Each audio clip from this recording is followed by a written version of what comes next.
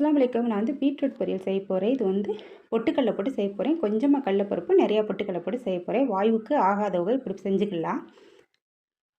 அடுப்பில் சட்டி வச்சுட்டு சட்டி சூடானோடனே இது வந்து தேவையான அளவு எண்ணெய் ஊற்றிட்டு, எண்ணெய் சூடானோடனே ஒரு ஸ்பூன் கடுகு உளுந்தம் பருப்பு, இதோட ஒரு பெரிய வெங்காயம், கொஞ்சோண்டு கருவேப்பிலை, ஒரு பட்டை மிளகா போட்டு நல்லா வந்து வதக்கிக்கலாம். வதக்கிட்டு கட் பண்ணி வச்சுருந்த பீட்ரூட்டையும் போட்டு, இதோட வந்து கொஞ்சோண்டு 1/4 கப் வந்து கடலைப்பருப்பு கழுவி வச்சுருக்கேன், அதையும் போட்டுட்டு இதோட 1/2 ஸ்பூன் இஞ்சி பூண்டு பேஸ்ட்டு, 1/2 ஸ்பூன் வந்து சோம்புத்தூள், கொஞ்சோண்டு இத்தினோண்டு வந்து மிளகாத்தூள், இதுக்கு வந்து தேவையான அளவு தண்ணி ஊற்றி, தேவையான அளவு வந்து உப்பு போட்டு நல்லா வந்து மூடி போட்டு நல்லா வேக வச்சுக்கலாம். கடலைப்பருப்பு பீட்ரூட் நல்லா வந்து வேகட்டும். சிம் தீயில வச்சு வேக வச்சுக்கலாம்.